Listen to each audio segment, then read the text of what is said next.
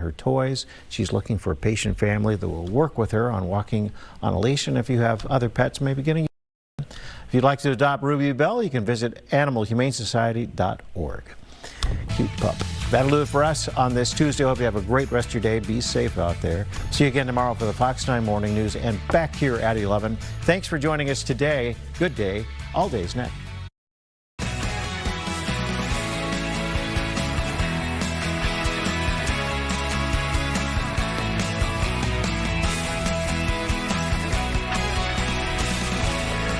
Welcome to All Day on this Tuesday. One more day after today left in the year 2025. Coming to an end quickly. I'm Rob Wilson in for Amy Hockert for one more day, so bear with me. Amy will be back here tomorrow to help you bring in the new year and close out this one.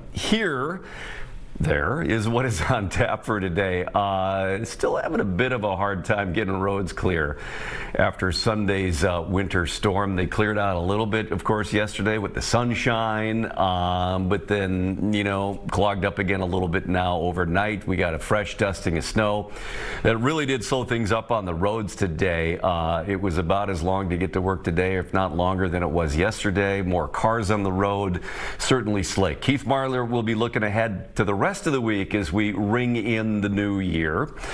The struggles of craft breweries have been pretty well documented, especially this past year, whether it's because of rising costs, whether there were too many of them. It was a pretty explosive growth.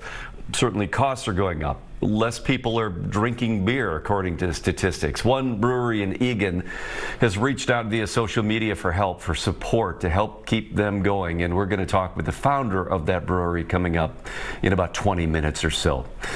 Also, paid leave officially getting underway in Minnesota. At 1 o'clock today, the commissioner of the Department of Employment and Economic Development will be answering some questions about the program. Again, that kicking in with the new year. And of course, it was a late game, but we got to talk about the Wild. They had a 9 p.m. puck drop last night, and then they proceeded to destroy Vegas last night out in Vegas. They scored like some 24 seconds into the first period and the same amount of time into the second period. 5 goals overall. Joe Smith of The Athletic will be joining us later to chat about just how good this Wild team has been, how good they could be as we continue into the season, about halfway through now or so. But let's begin with the weather. Cloudy skies out there certainly are part of keeping us a little bit warmer today than it was yesterday. Still pretty brisk out this morning. And Sunday's winter storm, of course, left the streets messy. Very icy all the way into last night's commute. Then this morning, that dusting of snow made matters worse. That got things pretty slick again, too. Another crawl out there. Ryan, we're going to take a look outside now, and the 511 map from MnDOT, a much better picture than it was yesterday as we're bouncing back here. Yeah, much better, Rob, but still some problem areas. The Metro, we'll get to the 511 here in a bit. Take you outside here real quick, Leo. This is Highway 100 and Excelsior Boulevard in St. Louis Park. Great city, great city. But you could see things are moving along pretty well, but there is some snow covered on some of these highways that you mentioned. Your morning commute, my morning commute at about 7 a.m. was real slow. So we're still dealing with what happened on Sunday. Now you add another kind of dusting of snow. We saw around 7 a.m. we saw some snow move in. We got mid-morning, we got some more snow. And then take a look here. I'll pull up the map here and show you just kind of what we're talking about here. Here's the metro area. Again, we're looking at some problem. Green is good, right? So green is good. Highway 55 here looking good. But you have some partially covered roads of snow here. Highway 100, there was a crash just kind of around that Excelsior area we were talking about. And then blue has some slower spots as well. So if you are going around, going to and from work, going out running an errand, just know that there are some slick spots out there and that things might take you a little bit longer than normal. Yeah, that's showing the color there on Highway 100 and 169, ice on roadway. That's what that color means. Yeah. And then the blue on the crosstown and 494. Up on 94, etc. That is slush on the roadway, and that's certainly what we're seeing out there. And that that slush especially slush and ice. I mean, some of that stuff. I mean, it was, I think Ian Leonard likes to call the roads greasy when we get to that, where you kind of get that light dusting, slushy, whatever combination where that could be just as bad as ice. I mean, it just is like Crisco all over the road and sliding around out there. It really is. But as I was looking around the state here too, I mean, obviously nothing like we dealt with recovering yesterday morning, you know, with the interstates and highways largely looking pretty good in terms of, you know, they're all blue essentially, which means light slush on roadway. That's pretty good. A couple of these listed as normal driving conditions. I would say normal driving conditions for, you know, the end of December, certainly. But yeah, Rob, nothing like we saw yesterday where we had I-35 closed in southern Minnesota, south of Albert Lea and into Iowa. In fact, a lot of that area that we were talking about yesterday in the southwestern part of the state that had some difficult conditions are all green, all look good to go now. So a lot of improvement down south there. Yeah, but as I've looked out too, you can still see traffic. You know, it's not creeping along. I mean, it's the middle of the day, but still a little bit slower out there, especially after that burst of snow that just kind of blew through. And I was looking at the radar, and it looks like it was just a pretty small little burst of snow that moved through the metro area and moving its way out. A few flakes still around out there. But as you know, it doesn't take much to make things greasy, as you would say. It doesn't take much to look out and go, oh, I got to clean the driveway again. And I mean, it's like, can I get the leaf blower out and do this one? But I mean, it's a little wet, so it doesn't really want to move. So you got to go shovel again. Yep. Well, looking, I guess I haven't fully examined the extended forecast here, but I know, you know, things are looking calmer, certainly, and a mix of temperatures, some warmer, some colder here as we head into the new year. So should we let Mr. Marler explain it all? Let's let Mr. Marler take it from here. All right. Picking up a quick little skiff of snow across our early morning hours, part of our commute, and then kind of off and on light flakes have decorated the morning hours. We've actually seen some peaks of sun as we've cruised through part of our morning as well. Little hints of some glimmers of some blue around the Twin Cities. We're wrapping that up as we go through the early afternoon, no problem. And then we see some clouds linger. Again, opacity of that cloud deck varies depending on location. You might see glimmers of some blue here and there and some peaks of some sunshine. As we continue to warm on up, temperatures now climbing through the 20s and into the 30s by the end of the afternoon, into the evening hours, I guess, really. A couple more flurries up north. We're trying for a thaw into the dinner hour or shortly thereafter here in the Twin Cities, but another clipper is on deck. And this morning we picked up anything from a quarter to some folks around a half inch. That might be pushing it for some. But tomorrow morning, a more legitimate and more widespread half inch to an inch possible from that clipper on Wednesday morning. That comes on by as temperatures will hover around 20 tomorrow morning. But beyond that clipper, some clearing sky and some northern breezes kick in. And we're going to chill out down to the teens as we go on into tomorrow afternoon, into the evening, and then continue to chill on out beyond that. So for today, that dash of morning snow just about behind all of us now, looking at a 32-degree high by the evening. I'm kind of pushing it by saying it's a day-side high. If it were summer, it would be in the day, but it'll be once the sun goes down. Again, teasing that late day thaw. Winds becoming west, 5 to 10 miles per hour for the rest of the afternoon into the evening hours. 20 late tonight and into tomorrow morning, mostly cloudy sky. Still a few flurries linger overnight tonight across northern Minnesota with a northwestern flow that picks up 5 to 15 miles per hour. That sets the stage for our secondary clipper that dives across the area and brings a swath of snow tomorrow. And we'll keep that temperature around 20 pretty much for most of the morning through mid to late morning, hovering pretty steadily as we keep snow showers around a half inch to an inch possible, mainly between, we'll call it 6 in the morning and through noon, kind of the same time period as this morning snow. Half inch to an inch possible, and then back to some sunshine tomorrow afternoon as the temperatures fall off to the low to mid-teens by tomorrow afternoon, then all the way down to or even below zero as we welcome the new year Wednesday night and into Thursday morning. And then for your day on Thursday, your New Year's Day, pretty quiet, partly sunny sky on average with a high, cold, high only around 13 by your Thursday afternoon. We put it together on the forecast, and then again, we've wrapped up those flakes. Clouds linger, a few peaks of some sun or some glimmers of some, again, hazy blue, aiming for that late day high of 32. Tomorrow, a dash of snow in the morning, a little bit more aggressive is the wrong word. Widespread, perhaps, not as splotchy as this morning. For tomorrow, more organized. 20 for a steady temperature in the morning, then falling through the afternoon, and then patchy sun and quiet but cold, 13 for your high on Thursday.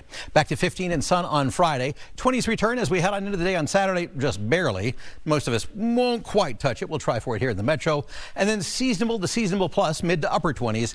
Take us on into Sunday and into the early days of next week for what should be a pretty seasonable stretch of weather as we head on into the early days of next week as well. All right, looking pretty good. Kind of like some of that warm up here, but of course we also want winter. The skating out there looks like it's been fun and a good year for that.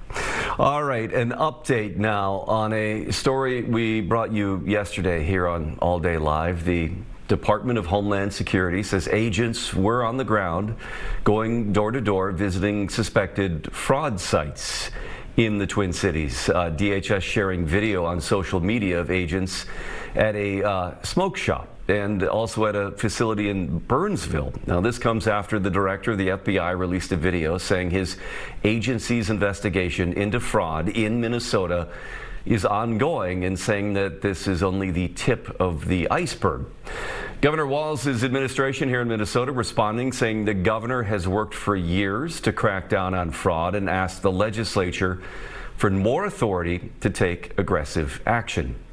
Now, state officials are also responding to a viral video on suspected daycare fraud in the Twin Cities. This is from a YouTuber that claimed to uncover $110 million in fraud during a recent visit to 10 daycare facilities in Minnesota. Now, state officials say they are taking another look at several of the centers featured in the video, but said that past visits recently and investigations uncovered no evidence of fraud at those sites. But again, they will take now another look. The site checks, so they say, found the number of children at those daycares were consistent with what was expected. The Department of Children, Youth and Families say they have 55 open investigations related to child care assistance program currently. Republican leaders in Minnesota speaking out over conspiracy theories about Melissa Hortman's death. They're calling the claims baseless and absurd. Now, there have been some social media posts suggesting that Melissa Hortman was killed because of her vote at the end of the special session this past spring, even some theories tying into fraud. State Senator Julie Coleman calling those theories disgusting. The man accused of killing Melissa Hortman and her husband, by the way, currently awaiting trial, facing both state and federal charges. And now the latest on a potential teacher strike facing the state's largest school district. Mediation between Anoka Hennepin's teachers union and the district ended yesterday with no deal. In fact, union leaders expressed disappointment after this latest round, saying negotiations had in fact moved backwards. Another session is set for Friday. The tentative strike date now, though, is set for Thursday, January 8th. All right, we're going to take a quick break here on All Day. When we come back, we're going to look at some other headlines in the news and have a conversation with the owner of a craft brewery in Eagan, who said now is the time when breweries like his need your support more than ever in face of some, tough economic conditions for a lot of these craft breweries. And we've seen a number of them close this year. We'll be right back.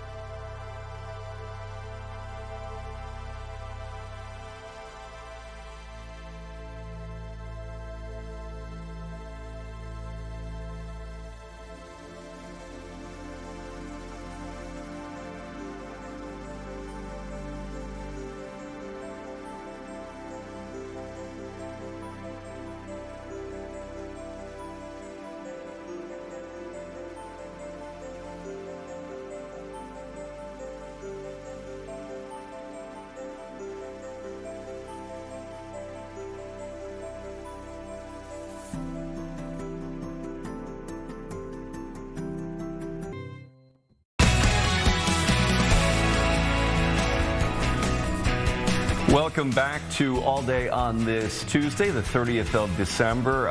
Looks like temperatures in the 20s now, so a lot more comfortable than it was over the last couple of days, but certainly some slick conditions out there as we've had some fresh snowfall that have just slickened up the roads a little bit in spots. We're going to hit some regional headlines right now, starting in St. Cloud, where housing shelters are asking for more volunteers. St. Cloud Live reporting this, that there was a 74% increase in the use of these shelters in 2025, and that number is expected to rise. They say about 50 people or so need a place to stay in the St. Cloud area on any given night. And now the Overflow Compassion Center is asking for more volunteers to help with housing the people who need a place to stay during the winter. The problem isn't space. They have that, but rather enough staff and volunteers. I spoke this morning with somebody involved in that who said they've kind of rearranged the way that their system is structured to work better, but they need more people to help make that work, specifically in transportation and serving meals, etc. All right, now we are going to head up to Duluth, where the Hartley Nature Center there is getting some extra cash, and they are putting it to good use. The Duluth News Tribune reporting that the Nature Center got a $6,000 grant from the Minnesota Power Foundation to upgrade classrooms and technology there. The Nature Center is in the northeastern part of Duluth, 600 acres with 10 miles of trails, 200,000 visitors every year. So big spot, a lot of people. They also host more than 2,500 students of all ages and dozens of school field trips, so they'll get an upgrade to some of those classrooms there. All right, the University of Wisconsin-Eau Claire Police have a new team member who's named Mocha, because Mocha is a 12-week-old Labradoodle. Mocha serves the college with her handler, Sergeant Renee Stoic. There's Mocha right there, cute. Right now, Mocha's attending classes which are more focused on her development as a puppy, but in the future, Mocha will be trained to become a certified therapy dog, operating at the UW-Eau Claire campus, serving students and staff there. Certainly, even if they don't need therapy, everyone's going to love spending time with Mocha. All right, and this is a fun story out of Mankato from the Mankato Free Press. The Madej family has volunteered at the Kiwanis Holiday Lights on Christmas Eve and Christmas Day for 13 years in a row. That's right when that started, the Holiday Lights. And so they're getting a spotlight for all the work. The family includes mom and dad, Lori and Brad, daughter Rebecca, who's 28, son Connor, who's 24. Made it a family effort to be volunteers. It began because Rebecca was a Girl Scout at the time and wanted to raise money for a trip to Europe with her troop. After 2 seasons, she'd earned enough money for the trip, but they just kept on going with the volunteering. Kiwanis Holiday Lights is now nearing its $1 million fundraising mark since its beginning 13 years ago, and this year alone will fund 71 area nonprofits in the Mankato area. All right, well, you know, you've seen this in the headlines, certainly in recent months. Over the past year, I know I've done stories on this even a year, 2 years ago, about the local craft beer scene that is seeing a shift. We're seeing more and more of these close, increased competition. There's changes in consumer habits. There's higher prices, certainly, and local breweries have seen some struggles. Baldman Brewing Company in Eagan is one of those, and recently they put out a video on social media asking the community for support, saying they need it now more than ever in any way they can to help keep their doors open and keep the beer brewing and flowing. So founder and president of Baldman Brewing, Dan Jacobs, joining us now to talk about this trend, this change for local breweries. Dan, I saw your video the other day, and you know, it really kind of hit that, you know, here's a business owner, and I've been to your place many times, is an Eagan resident. Great space. Yeah, love it. Great in the summer, too, with your outdoor. I saw Martin Zeller perform out of your patio. It's fun. Thank you. But the message of your video recently put out saying, you know, this is a time that we need your support. Explain what you mean. Well, there's been a downtrend in the craft beer business for 2-3 years now, and it's not just craft beer; it's all beer in total. there's many different reasons for this. We won't need to get into all of them, but people are just not coming out as much as they used to hang out at the breweries. And what that call was for was, we are considered, I guess, a beacon of light here in Eagan. We've kind of transitioned from a brewery into more of an entertainment center with, bringing in bingo and meat raffles and cribbage tournaments and, like you mentioned, a lot of music, a lot of fun events that we have. And we really had to transition into something like that just to keep the people coming in. And we are continuing to see a downturn in our business, and quite honestly, every brewery in Minnesota and probably across the nation has experienced the same thing. Although with Minnesota just passing the cannabis law, I think we're getting hit a little bit harder than some of the people in the rest of the country. Yeah, and I was looking at the Minnesota Craft Brewers Guild, website and some other information too. The number just, even this year, the number of craft brewers like yourself closing, certainly exceeding the pace of the previous year. Some of those citing rising ingredient costs, rising labor costs, and rising rent. In your experience, what combinations of those factors, are hitting the hardest? Well, everything you just mentioned, it's hard. There's no doubt about it. And obviously, we're a small business, we're a family-run business, and every little increase in anything that we have, our people, our aluminum, our equipment, maintenance, we're going into our 10th year here. Maintenance hit us really hard this last year. So all these higher costs really impact our bottom line. And when you're having a downtrend in your business, we've had double-digit decreases the last 2 years in our sales and revenue, and that in conjunction with those higher expenses really impact their bottom line hard. Yeah, that's why you're seeing a lot of us going out of business. Yeah. And all of us are struggling. And you're going to see quite a few other people that I've been told that also are just are going to have to unfortunately call it quits. That's too bad. As a beer lover, I love places like yours, and it's fun to try and sample, because everybody's got something a little bit different. And there was some question, though, over the past, 5-10 years or whatever, was there too much growth? Were there too many businesses like yourselves opening up, and the competition became, was there a glut? What do you feel as somebody that is in this? Do you feel that was a factor? Well, they've been saying that for a long time, and a lot of breweries open in the last 4, 5, 6 years. They've done really well, especially at first, until this downtrend happened.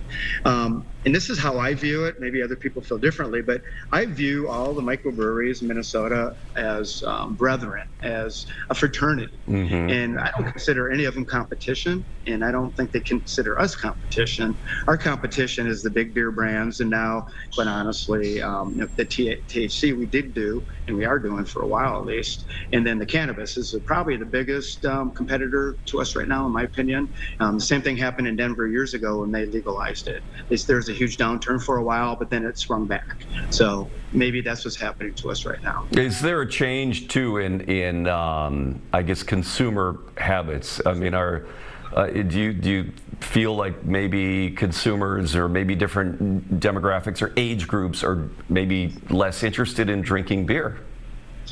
Well, that's another good point. Yes, there's the younger generation, the Gen Zs, are not only not drinking beer, they're not drinking alcohol like the rest of the generations previous to them. Now, I'm not saying none of them do. There's quite a few that do, but the percentage of the people in Gen Z that do is a lot less than it had been in previous generations. So that's a very good point. It's something that you really need to look at moving forward as a business. But we do have a lot of non-alcoholic and non-alcoholic beers, mocktails, non-alcoholic alternatives when you come in here, especially on this thing they call Dry January. So what do you see then as a strategy for somebody like yourself going forward? You mentioned that the events that you host, the games, I've been in there for a meat raffle as well, and some of the trivia stuff as well. And but you look at some of the like Surly and some of the other ones and that have have made a bigger impact. Are there things that they have done that brewers like yourself need to continue to look forward to in terms of expansion or changes? Well, I want to address Surly in particular because I know they've been hit really hard with their business, but their business model was going to a lot of other states. And then when the construction happened, they got hurt quite a bit more than a lot of people have. But, they are a destination. They are the big brewery. If you mentioned, I think during the summer, destination brewery, yes, they will always be that. Majority of us are more of a community-based brewery. The epicenter of the community. We come in here. The chief of police had his retirement party here. The mayor had his State of the City speech here. A lot of other type of scenarios like that make us a community beacon. Not a statewide or a destination per se, but within a 10, 15 mile basis, people come here to have fun and hang out and do all the fun events that we have for them, including we started doing weddings, renting out our whole tap room for weddings, and then we have 2 private rooms that we rent out all the time for private parties too. And that was a good move because that generates a lot of income and it brings a lot of people in as well.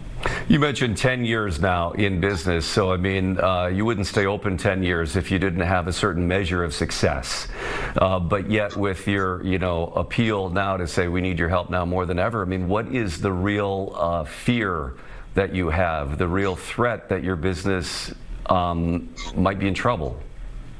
Well, yeah, if the demographics keep like they are and the marketing is not there for bringing people in and the fun events and keeping people come in, then we're in trouble. But we're blessed to be in a community that's very vibrant. For instance, we have a mug club. We have 250 members in our mug club that come here, basically, hopefully on a weekly basis to come in and drink our beer in their nice, beautiful mugs that we provide for them, that they buy from us, I should say. So, keeping the regulars in and the community involved is very important. And that's why you see us continue to add more and more events, one-off events, as well as, like small craft markets and, vinyls buying markets and a lot of fun things like that that appeal to a lot of people. So I think we've got to continue to be more of an entertainment center for our community than just provide beer. All right, and lastly here then, if you could look at the crystal ball here and prognosticate a bit, what do you think the future of craft brewers in Minnesota is going to bear out here in the next several years? Is this trend going to continue or is there going to be a rebound? Well, I'm an optimist, so you're going to hear an optimist point of view, but not initially. I think there's going to be more contraction going on. We're going to lose some more of our brethren, some of our friends that don't quite have a sustainable business like we do. And hopefully people can hear us. Like, if you really enjoy your local brewery, come out into the tap room, come to our events, join. We have a platinum and a super fan club. You join a monthly thing, you get a heck of a deal on beer, but we get money coming in every month being part of our fan club. So if you really enjoy your brewery, go there and support them, because now is the time when they need us. Yeah, important to note, these are local businesses, locally owned businesses in your community. These aren't big chains or anything. These are people in your community making a living. Yeah. Exactly. All right, Dan with Baldman Brewing in Eagan. Check him out on Highway 13, kind of near the outlet mall out there. So that's your neck of the woods. There, right across the street. Yeah. Yep. Thank you. Yeah, Dan, thanks so much. I'll stop in soon and say hello. Yep, look for me. All right, will do. All right, there you go. Best of luck to all the craft breweries out there, because there's a lot of them, and they all offer something different, and they're fun to check out. We are going to be talking all things sports with Max Fuller coming up here in a few minutes. Right now, though, a moment of zen on this all day on a Tuesday. The ice loop at Central Park, Maple Grove, looks beautiful from the drone's eye view. We'll be right back.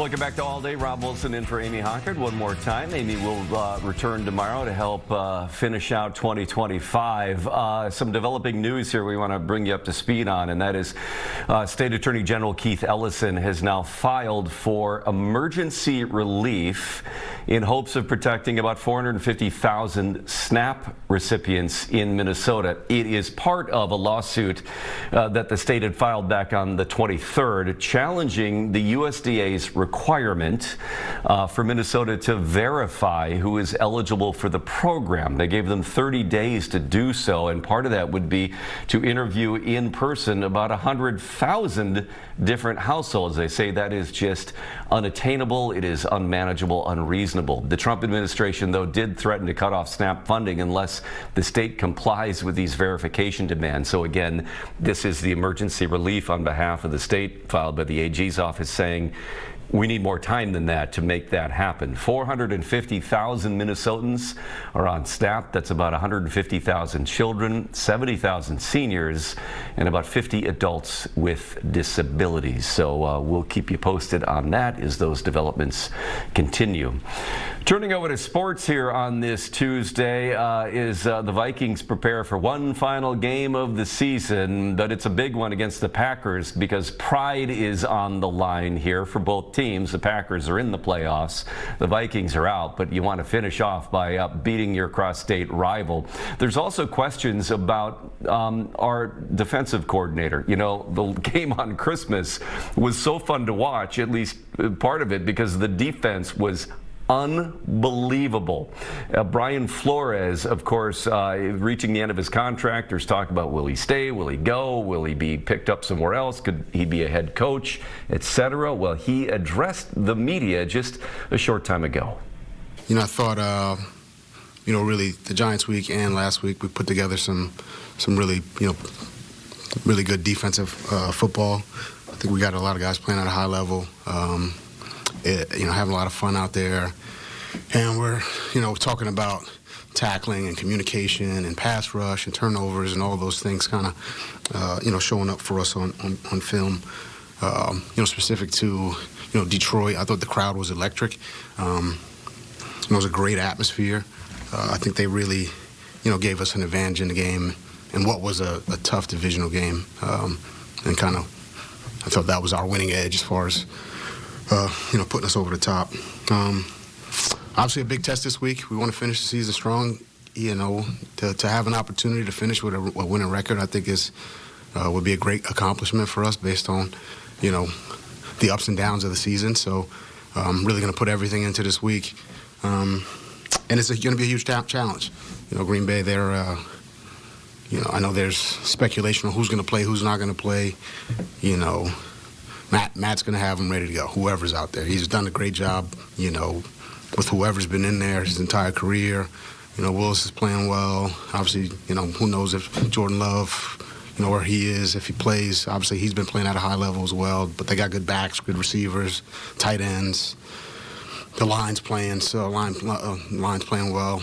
They're, at the top of the statistical, and really a lot of the major statistical categories. I think they're playing well. So we got to have a great week of practice, preparation, and like always, try to put our best foot forward on Sunday. Lastly, obviously, there's been a lot of talk about my personal situation and next year. Look, I've said this many times. I've loved my time here in Minnesota. My family loves it.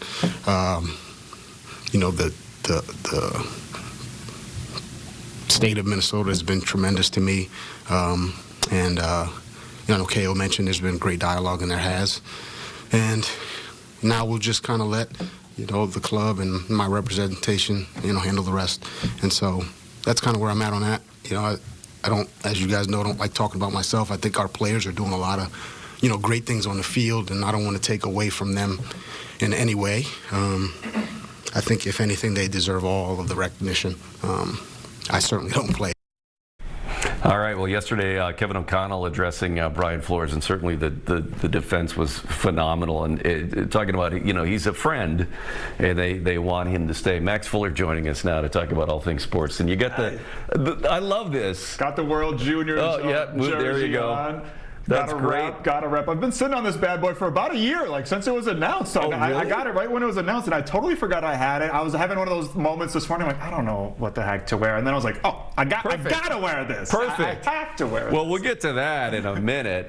First, coming out of Flores, I mean, we certainly want to see him stick around. Yeah, absolutely. That's one of the true travesties of this Vikings team not making the playoffs, and just at this point, just barely not making the playoffs, is not getting this defense into the playoffs. Especially this year when there's so much parity in the NFL, and it truly feels like, I know we always say any given Sunday, but it's not always true. Some years it's like, no, the Chiefs are going to the Super Bowl. Yeah. But this year, literally anybody 1 from 8 could win, and it's so exciting. So if the Vikings could have just snuck in, I thought they really could have did some damage. But yeah, of course we want B-Flow to stay here. The defense has been the calling card of this team. Unreal. The Christmas game against the Lions, that was so fun to watch. Just because, like, wow. Right. Yeah. Like Jared Goff, I have a better chance of figuring out a Rubik's Cube than Jared Goff does of figuring out a Brian Flores defense. He literally, like, every single time he faces off against B-Flow, he just looks absolutely befuddled, and it is so fun to watch. All right. Well, let's turn. So you watched the Wolves last night. And I was watching the Wild last night, trying to keep an eye on the Wolves, but I was not successful in that very well. So let's start with the Wild game. Yeah. They're out in Vegas. They hit the jackpot, so to speak. Yeah, they did. They had a goal 24 seconds into the first period, and next thing you know, in the second period, it's 5-0. It's nuts. Against the Golden Knights. Now, the Golden Knights are missing 3 of their top players, but the Golden Knights took the Colorado Avalanche into overtime and then lost in a shootout. So the Golden Knights are really good. We lost to the Avs, but then we just crushed the Golden Knights, and you're like, what in the world? I know, it's so confusing, but this has been mostly what the Wild have been for at least the last better part of 2 months now. Yeah. I mean, they're 8-1-1 over their last 10.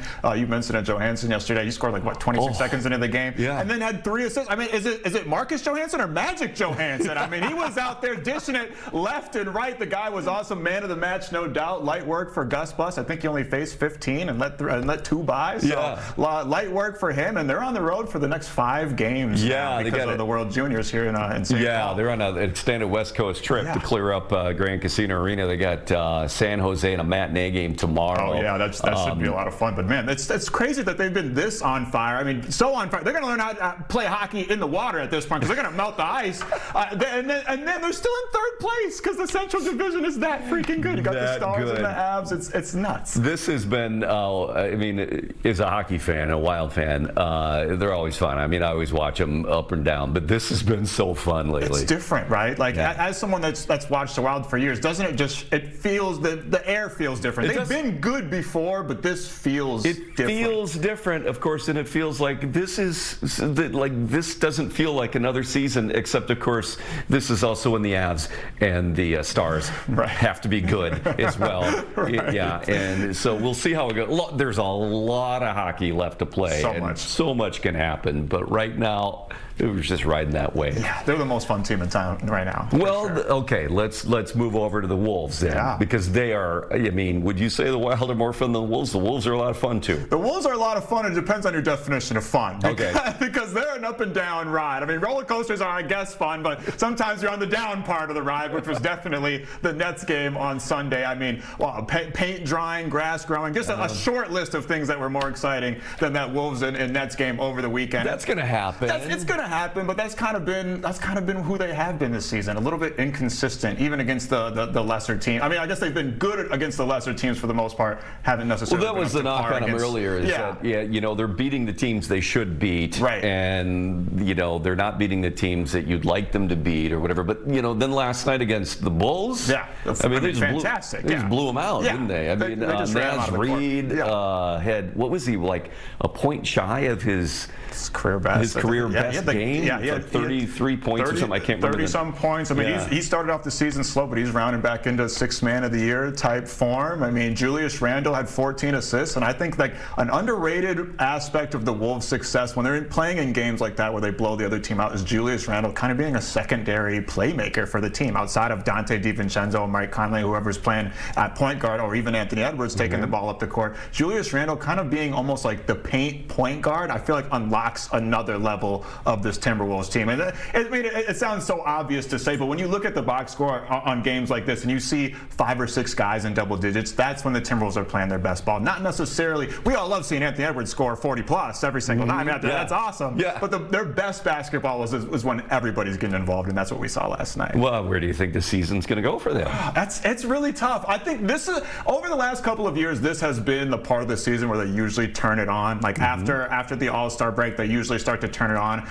If you remember, they were worse for wear heading into the All-Star break last year, and then they went on a hellacious run, and obviously another Western Conference Finals run. And they're human, man. Like, they've gone back-to-back Western Conference Finals. They probably don't care that much about a game against the Brooklyn Nets. They're like, who cares? We can flip the switch. We can do what we need to do and handle business when we need to handle business. But again, it's not the greatest record against winning teams. But then you have games where they beat the Oklahoma City Thunder and hand them only their third loss of the season at the time. Yeah. So this is a team that can reach the highest of highs. They just have to work on the little things and consistency. The consistency, because the capability is definitely there. Absolutely. They can hang with anybody ability-wise. It's just about consistency and doing the little things, and that's what the Oklahoma City Thunder do, and that's why they've been so dominant, because they do the little things almost to perfection, and the Wolves have to get to that level. All right, well, let's talk about World Juniors, and since you're wearing the jersey for it today, the Team USA beating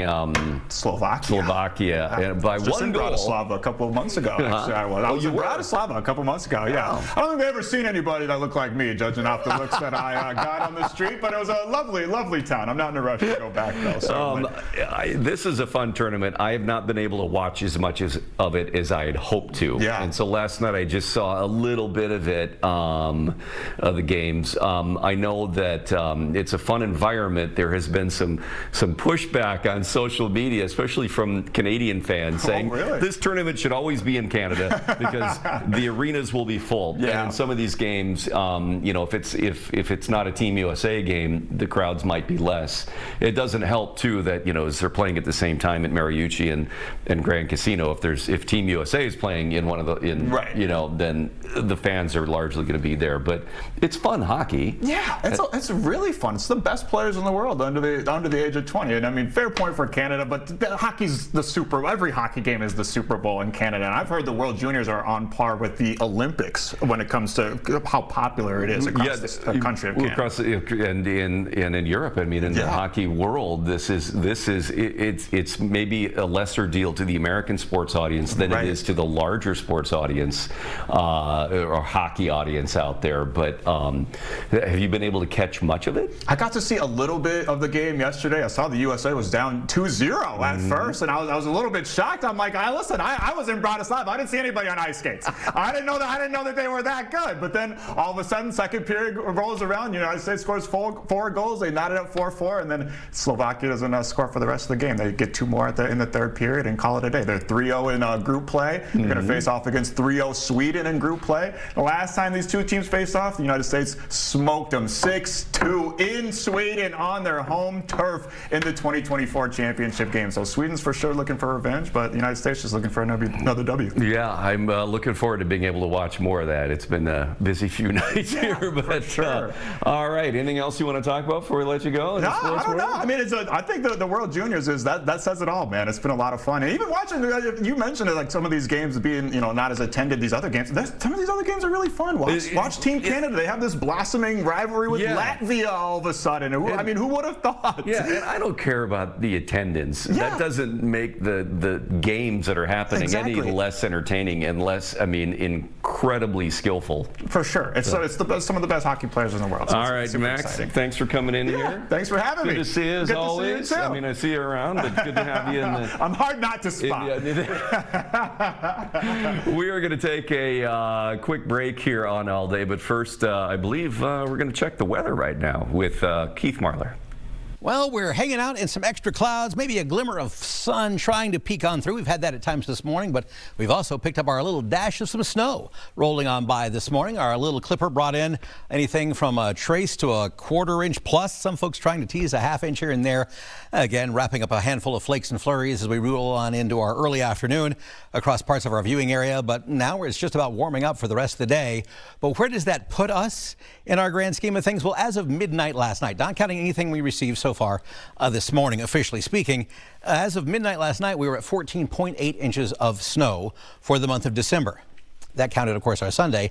That puts us above average for the month of September. Our November was above average. Our October, of course, we didn't have anything. And now our December is above average. So we've picked up 22.6 inches, over 22.5 inches of snow for the season so far, with only really two big snow events. A lot of this was just nickel and dimed across the area. These little 1 and 2 inches that we picked up along the way, with only two hefty systems, maybe three, depending on your location. Now, as we go on into the next couple of days, today, again, maybe a quarter inch, a couple of tenths here and there. Then we have a chance for a half inch to an inch again tomorrow from that system. Today, the system's rolling on through the area, wrapping up as we head through our early afternoon hours and whatnot, and leaving us with some extra clouds this afternoon. But again, the opacity of that cloud deck varies greatly depending on location. We've had, again, I walked outside earlier today in between some of our little pocket snows, and I saw some very hazy blue rolling on down, and a shadow was down in front of me as well. Now, that being said, we're warming through the day, heading to the 30s by this evening, then falling back down. Not a true legitimate thaw. It's only going to be for a handful of minutes, but it'll then pop down to around 20 tomorrow morning. And then we have this. Our secondary clipper bringing in a half inch to an inch of snow. Slow going, just like this morning between 6 and noon, but a little bit more widespread, a little bit more consistent and persistent, as it's just some generic light snow as it wraps up again around lunchtime. And then once it gets out the door, we'll have a legitimate clearing trend. But whereas today we're warming past the snow into the low 30s, tomorrow we're chilling out past the snow. We'll hold on to that 20, but once the snow leaves, the sky clears, the sun comes back, and the temperatures go down. We'll fall into the lower to mid-teens tomorrow afternoon, and we just keep going. In fact, we'll go 2 or even below 0 by the time we welcome the new year into a late Wednesday night and into early Thursday morning. We put that together on a forecast, and here's what it shakes out for us. Our flakes already leading to roughly a thaw by the evening hours. That dash of morning snow rolls on out. The clouds linger for the most part, with some hazy attempts at some sun peeking through. Again, the temperatures rising. Now, those low 30s hover for a while this evening, then fall off to around 20 very late tonight and into early tomorrow morning with some passing cloud cover. Could pop a couple of flurries up north still. And then we'll hang on to that 20 for a good chunk of tomorrow morning with those snow showers. Those snow showers bring a half inch to an inch or so, and then that'll wrap up around lunchtime, and then those temperatures will slide down to the teens as the sun comes back out tomorrow afternoon. We'll go all the way back down to 0 or even just slightly below 0 into early Thursday morning as we welcome the new year. Then patchy sunshine into Thursday afternoon with a high around 13, very frigid for your first day of 2026. Around 15 and sunshine on Friday, still cold, and then back to around 20 on Saturday as we stair step our way back to slightly above average temperatures in the mid to upper 20s as we head on into Sunday and Monday of next week.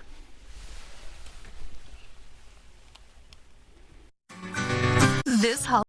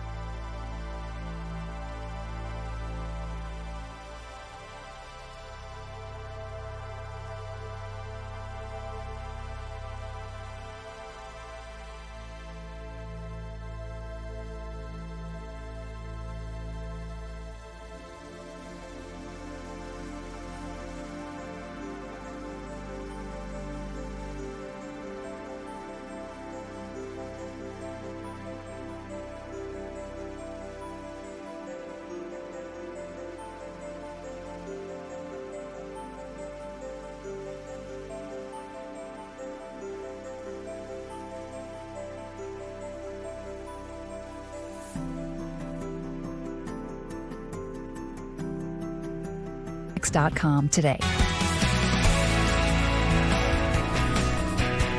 Welcome back to All Day. It is the 30th of December. One more day to get through and this year is done.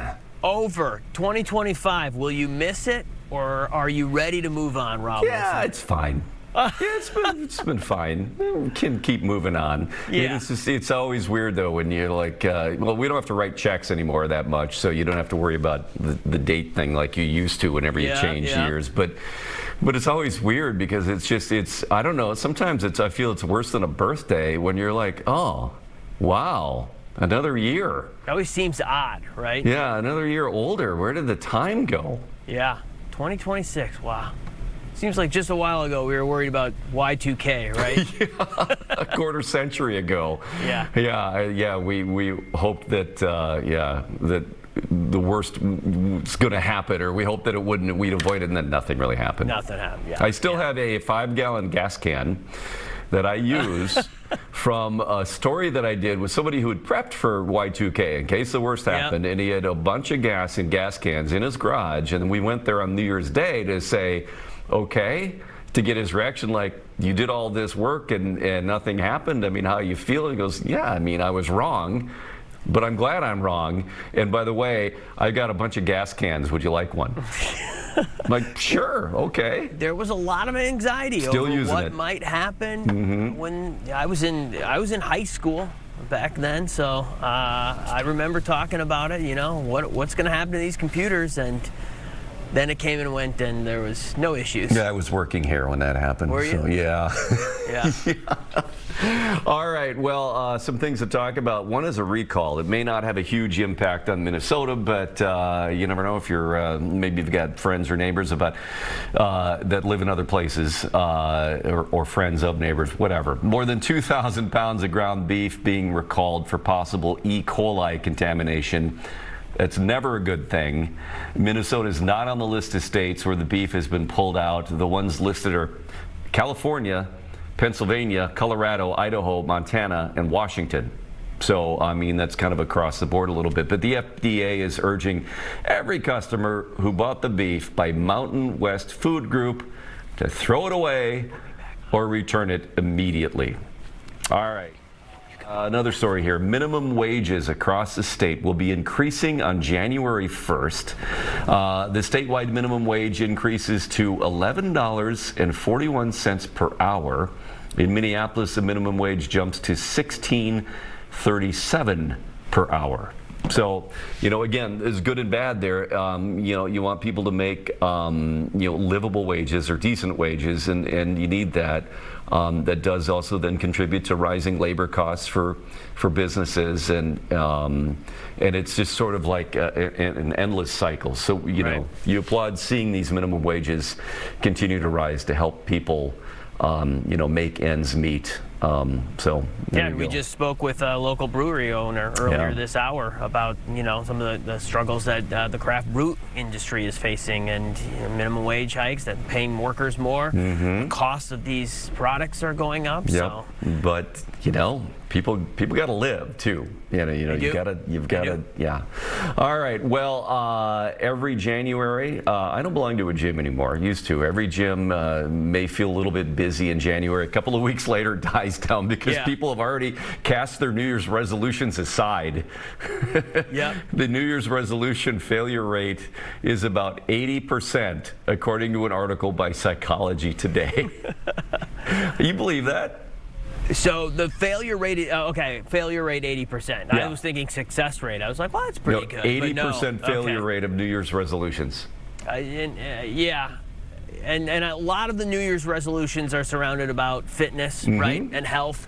Everyone, you know, and I do go to a gym. I don't want to. This isn't a gym brag or anything. I'm not there like 7 days a week by any means. But you do notice that around January 1st and the first couple weeks of January, it does get a lot busier, and then by the time Valentine's Day rolls around, it starts getting back to normal. You start seeing the same people that were there before. They write that it's a battle between the rational mind that knows what it needs and the appetite part of the mind that knows what it wants. That people may have strong willpower but lack the ability to relate to themselves, like you need to support yourself rather than, I don't know. I always figure that why do you need New Year's to make a resolution to make a change? Any time is a good time to make a resolution and to make a change. You could start right now. So I think if it's an artificial thing, like it's the first I have to make a resolution, then you're not serious about it because you're doing it because the calendar is telling you so. Right. And you put it off a little bit longer. The New Year's is good. Make it any time of the year and then follow through.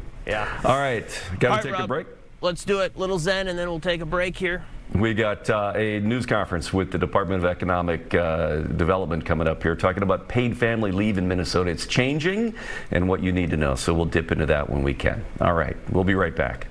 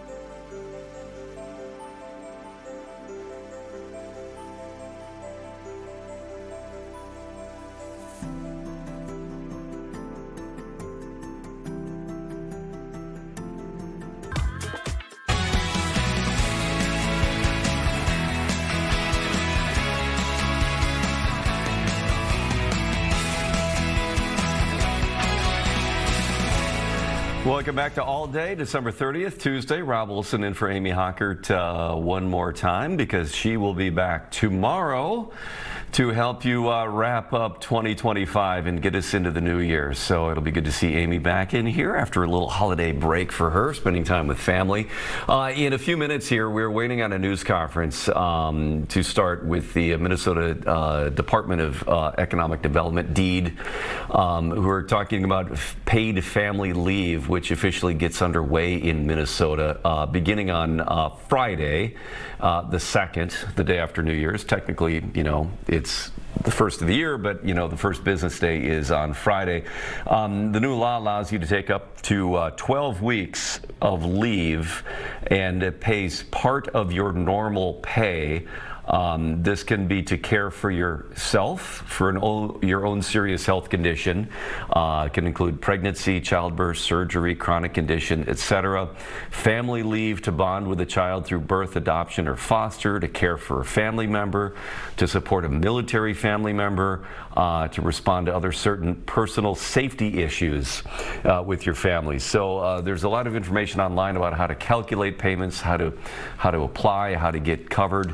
We're going to listen in now with this news conference explaining these changes in Minnesota here, which is about to get started. It's kind of hard to tell. There's no countdown for these. Sometimes, you go to these things and they sort of wait for everybody to get set and then they go. So here we go. We're going to listen in.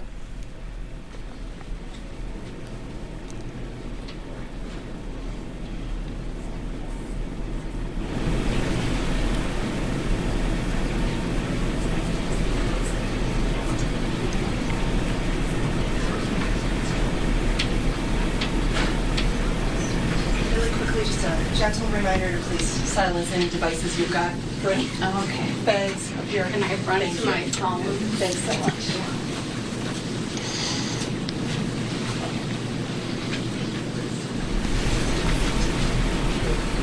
All right, waiting for this to get underway as they're getting everybody set. They just told everybody to silence their phones. But again, waiting to hear a briefing from the state of Minnesota about paid family leave. Good afternoon, everybody. Thank you all for joining us today to talk about paid leave. So I was appointed to this role of Commissioner of Deed in June of 2023 by Governor Walz. And not long after I arrived in this building, our headquarters of Deed, another thing arrived here in the building, and that was a countdown timer on the desk of Deputy Commissioner Evan Rowe, who's right behind you. And the countdown was set to elapse on January 1st, 2026, because, of course, that is the exciting launch date of this new paid family medical leave program for Minnesota, or as we now call it, for simplicity, just paid leave. So that is a timer that we watched very carefully. It started with something like 900 odd days on it. And I'm proud to say that this department has used all those days and all those hours very effectively in preparing to launch this program successfully and follow the governor's direction to make this the best paid leave program in the country. In fact, I'm proud to say that we feel we have done that. And I mean that in a number of senses. Number one, we want to make sure this program is very accessible and easy to use for workers. It's a very important benefit so that folks can make time for the moments that matter. We want it to be simple and accessible. Secondly, we want it to be transparent and efficient for employers. So employers have their own portal through which they can see on a website who on their team have applied. They can report to us if there are any concerns about discrepancies in the information that they are seeing versus what they know to be true. And that for us is an integrity assurance factor, and that's really the third way in which I think this is going to be the best program in the country, namely that we have built in program integrity measures to ensure that we are preventing fraud on the front end and making sure that all the dollars that are coming into the program are being spent on the purposes as intended. So the final way, I guess, that we feel like we're building the best program in the country is that we have done this in an incremental fashion where we are building up to the launch, not with one big bang at once, but rather we started with a beta launch, which I think was in late November, in which parents who had welcomed a child in 2025 under the law have the flexibility to apply early. And we did that only for a small number of employers initially to test our systems and to see how it was working for customers. Then we moved on to the soft launch, which the governor announced at Marty's Deli a while ago, where all Minnesota parents who welcomed a child in 2025 were able to apply. That was great for them because it gave the opportunity to plan ahead and begin to find out whether you were going to be approved for leave or not, giving their employers a chance to plan, and also giving us a chance to to test our systems and make sure that everything was working properly. So that has led us up to today, and the big news that we don't actually have to wait for Evan's countdown timer to reach 0. We will not be waiting for the ball to drop in in Times Square on New Year's Eve, because I'm proud to say that paid leave is open now, and we invite people to apply starting tomorrow because we are ready. Based on all those steps that I've already mentioned. This is a very exciting development for us, something we've been building towards for a long time, but I will acknowledge that I am a relative latecomer to this paid leave effort, And so my excitement probably pales in comparison to some of the folks that have been working on this for years and even decades. And we have some of them with us today, and I wanted to invite them to share some of their thoughts about why paid leave is so important. And I wanted to start with Bernie Burnham, a friend of mine who is the president of the Minnesota AFL-CIO, one of our greatest advocates for workers in Minnesota. Bernie? Thank you, Commissioner Verlick. All right, so as you heard, my name is Bernie Burnham, and I'm the president of the Minnesota AFL-CIO, the federation of more than 1,000 local unions who collectively represent over 300,000 working people in every corner of our great state. On Thursday, or I guess Wednesday, Minnesota will take an enormous step toward becoming the best state for working people when paid leave becomes available for nearly every working Minnesotan. Having the freedom to care for ourselves and the people we love without sacrificing a paycheck is going to be a great game changer for workers and families. As co-chair of Minnesotans for Paid Family and Medical Leave, we are excited to see more than a decade of advocacy from workers, small business owners, people of faith, and advocacy organizations finally come to fruition. We only wish that Speaker Emeritus Melissa Hortman and Senator Kerry Dietzig, whose leadership was vital in getting this legislation to Governor Walz's desk, were here to celebrate with us. Thanks to the power of collective bargaining, many of our state's unionized workers already have paid leave policies in their contracts. However, there are many others who will have access to paid leave for the very first time. In addition to the direct benefit of a state-administered paid leave program, Minnesota's unionized workers will have greater strength at the negotiating table in 2026 and beyond. With paid leave taken care of, unionized workers will be able to put a greater focus on wages, health care, staffing, and more when it comes time to negotiate their union contracts. This is what good government looks like. When Minnesotans speak up, organize, and stay committed, the results are real. Starting Thursday but Wednesday, paid leave is no longer a privilege. It's a promise Minnesota is keeping. Thank you very much. Thank you, Bernie. Yes.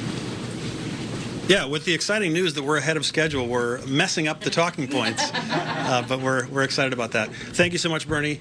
Next, Children's Defense Fund, again, has been one of the most steadfast supporters of this program, helping to make the case on how a paid leave program benefits families, benefits children, and we have with us Alex Fitzsimmons to talk about that.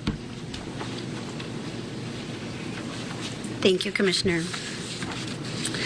In the quiet hours of the night when the world is still and snow plows are rumbling through the streets, parents and caregivers are awake, rocking newborns, listening to tiny breaths, whispering reassurances, and praying. These are the moments when families are formed and when a child's sense of safety begins. Paid family and medical leave will help ensure that parents and caregivers are able to be present for these moments. The first weeks and months of a child's life are not just another stage, they are a foundation.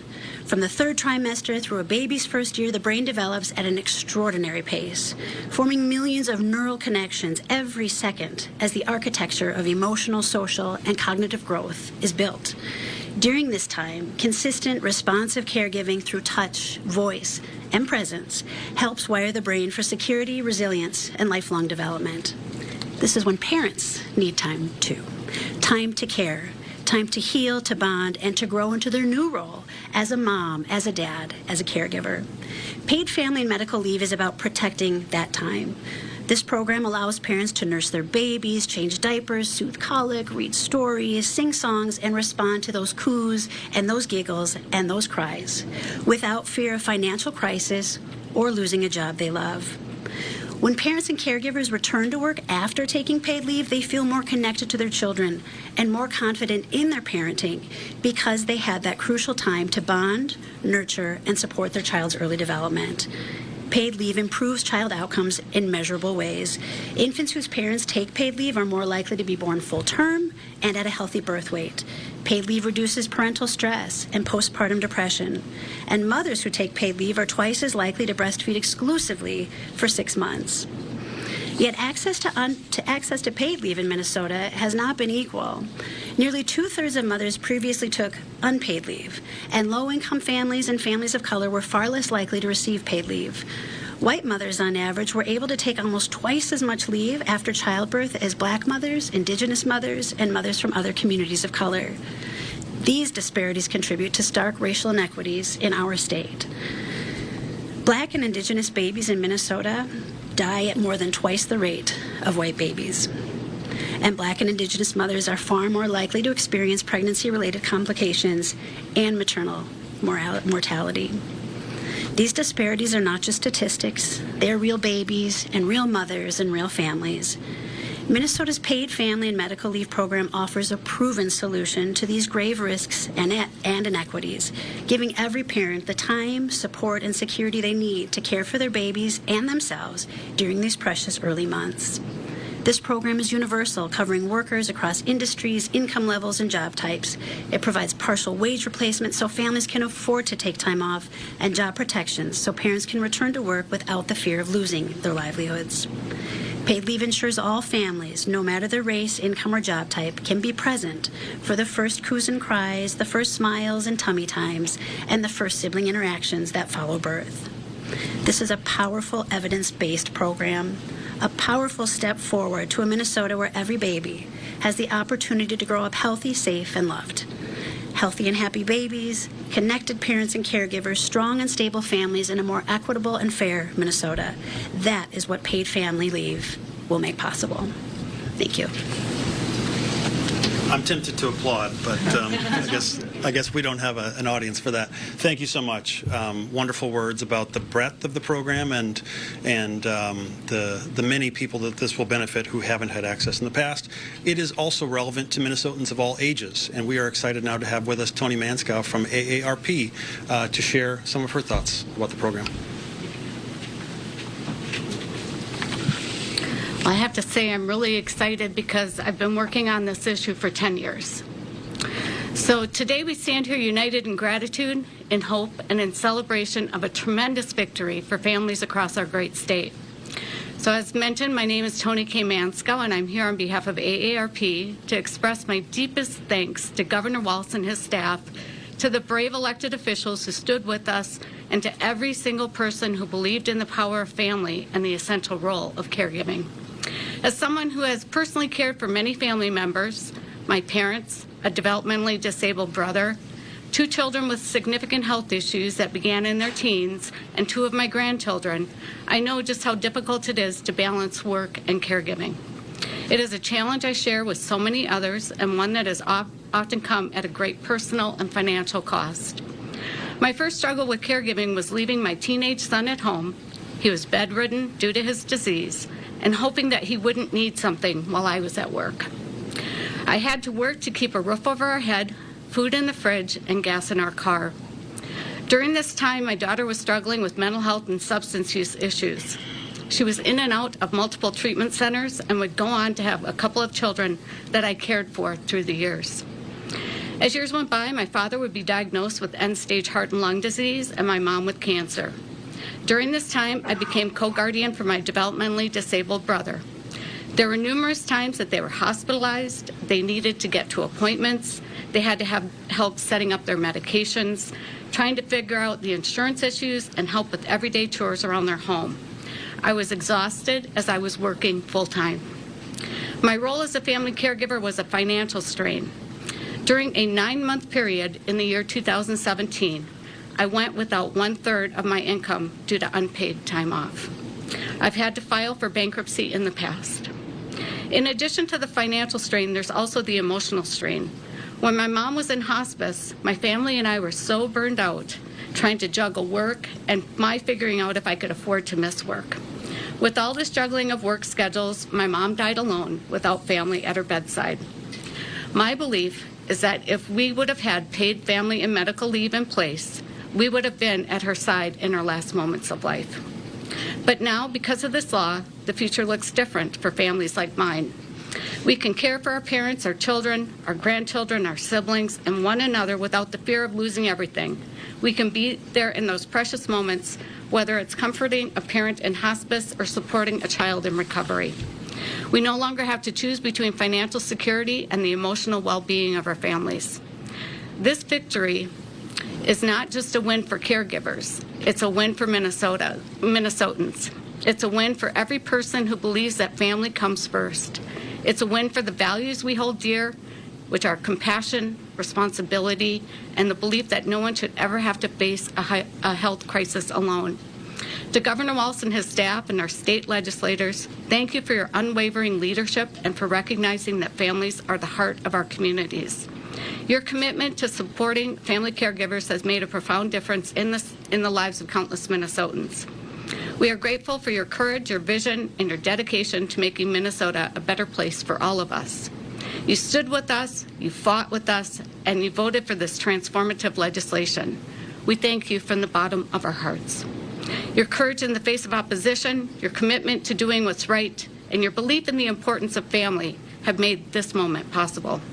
You've paved the way for a future where Minnesota families no longer have to choose between their loved ones and their livelihoods. This is a moment of celebration, but it's also a moment of reflection. As we move forward, let us remember that the work is not done. We must continue to support and uplift those who give so much of themselves to care for others. We must continue to advocate for policies that protect and support families, and we must ensure that every Minnesotan, regardless of their background or circumstances, has the resources that they need to thrive. Today is a day of victory, but it's also a day of commitment. Let us commit to ensuring that this law is fully implemented and that every caregiver has the support that they need to be there for their loved ones. Let us commit to creating a future where family caregivers are no longer overlooked, be celebrated, but they need to be celebrated as the heroes that they are. On behalf of AARP and so many volunteers, thank you. Together, we have made history. Okay, I can't resist. All right, thank you so much. And with that, we would be happy to take any questions you might have. Is there anything from, it might be too early to say, is there anything from the soft launch so far that has surprised you, anything you want to tweak? Can you tell more or less people than you expected ever applied for it? So let me first say we are fortunate to have Deputy Commissioner Rowe as well as the Program Director Greg Norfleet with us, and so they are my source of the answers to those questions, and if we wanted to get into more detail, we can certainly turn to them. I would say that we have learned small things related to the technology underlying the program, adjustments that we wanted to make that will improve usability on the part of customers. And in fact, Greg has used the line that we have built this not just for Minnesota, but with Minnesota. We have done tons of outreach, both on the user side in terms of workers and potential leave takers, also with businesses. We've done, I think, a public outreach event with the chamber every business day this year. If I'm not mistaken. And so lots of those insights have gone into the design of the program. In the beta launch and the soft launch, we've learned a few more things about how the system is working. And so we've been able to make adjustments and further enhance the program that way. And then finally, I would say that we are a little bit ahead of pace in terms of the number of applications we thought we would get in December. I see that as a good thing, again, because it means that we are having that opportunity to make sure everything's working well. And also, we know from the experience of other states that the largest share of applications you get on day one is not necessarily people that have a medical incident, but rather that eligibility of parents who had a baby in 2025. And so you can get a lot of load on the system on day one, except that we have shifted some of that load into December via the beta and the soft launch. Can you just clarify what time the portal will be open and available for Minnesotans to access? It's open now. We encourage folks to start tomorrow, but if you want to go tonight, you are welcome to do so. An application could go in right this second. That's right. Yep. And we have our team of adjudicators that review all the materials that have come in to validate everything and then render a decision one way or the other within a certain period of days. You talked a little bit about being prepared for folks who might be bad actors wanting to defraud the system. Can you talk about how you are preparing for that and planning ways to sort of root that out before it gets started? Yeah, I'll start and would invite the team to elaborate if there's anything that I haven't covered. But in fact, Deputy Commissioner Rowe testified in the Fraud Prevention Committee about some of these measures, and they include things like identity verification on the front end through login.mn, where you need to specify who you are, take a selfie, and make sure that you are who you say you are. And then, if it is a case of family leave, for example, for a baby, we need a medical validation that a baby has been born to you, or that you've welcomed an adopted child into your home. Or if it's a case of medical leave, we need to have documentation from a medical provider to indicate that that's the case, how many caregivers you might need. And then also, we, of course, are proud to be the department that runs unemployment insurance for the state of Minnesota. We do so with very high integrity there. There are national rankings that are done by, I believe, the U.S. Department of Labor, and we're always among the best states in preventing improper payments. So we want to apply those lessons, and the fact that we have that wage detail information means we have additional ways of knowing who works where. And then finally, on the website, just from the employer side, if an employer is seeing that an application has been made and that information in the application does not match what they know to be true, they can let us know so we can investigate. And further, just the public also can go on the website and let us know if they have an allegation of concern. Anything to add, team? Yeah, I think I would just emphasize Thanks. I would just emphasize every application for paid leave, no matter what type, requires a certification from the appropriate professional provider. Again, as Commissioner Verelek said, for medical leave, or that would be, or for family leave, that would be certification from a healthcare provider regarding for the individual who needs to take leave. For safety leave, it's a bit different, but it's relevant to aspects of domestic violence. Same for military leave. For bonding leave, it requires a birth certificate or other proof of life. So those are, again, I would just emphasize this. Every single application requires certification from an appropriate professional, and we will be carefully reviewing and scrutinizing that information as we make the adjudicatory decisions appropriate for the program. Do you guys have any numeric estimates on how many Minnesotans will either gain new benefits or improve their benefits with the program? The figure that I've always worked from is that roughly a quarter of Minnesotans prior to the program had access to a version of paid family and medical leave. Whether they were at the same levels as what this program involves, that I couldn't say. But so, in other words, 3/4 will gain access. In some cases, the companies that were already offering paid leave will go into the state plan. In other cases, they will have opted to stay with a private plan, except that the private plans had to be vetted by, I think it was the Department of Commerce here in Minnesota, our partners there, to ensure that they were at least as generous, and therefore make sure that all Minnesotans have access to that baseline level of benefits. And that's a quarter of working Minnesotans, not all. That's. I can. Please, Evan. I think the figure is 27, according to the Bureau of Labor Statistics as of 2023, 27% of American workers had access to a paid family leave program at their place of employ. So again, I think the numbers might be slightly different for medical leave, but for paid family leave, 3/4 of Americans do not have access to a program like that, and that's something that pretty much every Minnesota worker will have access to with the dawn of this program. I'm wondering if you can talk about verification for maybe some of the more sensitive reasons for leave, sexual assault, stalking, that kind of thing. If someone maybe doesn't want their employer to know about that, I'm wondering sort of how that verification works. And I'm also wondering how much leeway employers might have to say no if they don't see a genuine need. Yeah, so I'll just answer the last part first and then invite Greg if you want to talk about the safety leave part, because we've done a lot of work with victim groups that has informed our implementation of the program. But when it comes to the employer saying no, that's not something that is within their authority to do. We are the entity given responsibility for reaching the decisions. Employers, though, can give us information if they see something that doesn't seem right, and then we can take that into consideration when we're reaching our conclusion. Greg? Sure. I appreciate the question on safety leave because it is one that we really need to balance both program integrity alongside sensitivity and confidentiality for survivors of domestic violence and sexual assault. That process is certified by somebody who is working within the DVSA space. We do have a process online of how this works, and those do go through a level of review with a specialized team within the division. But we do share, for example, that when somebody requests safety leave, we say that they're requesting family leave to their employer. We do notify the employer even in that case, but we tell them that they're using a form of family leave, which is where safety leave would fit.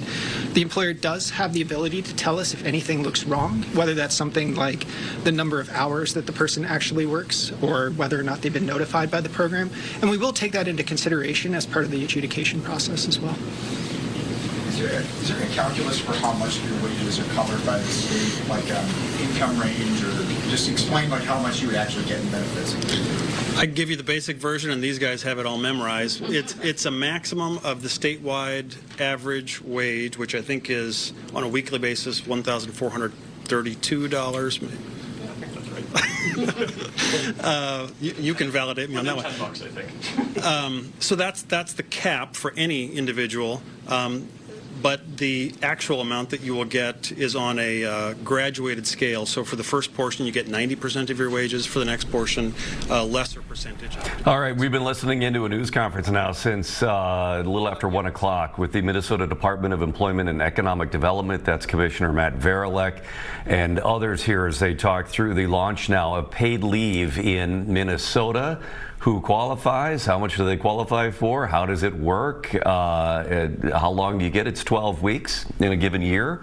And they are opening it up for applications starting now already, even though this takes effect starting on Friday with the new year. But pardon me, opening up the portal to take applications for paid leave. A lot of questions, though, about how this will function and how to get through it, but a lot of information on the website as well. That is, let me look. pl.mn.gov, paidleave.minnesota.gov. We're going to take a quick break and a check on your weather from meteorologist Keith Marlers coming up next.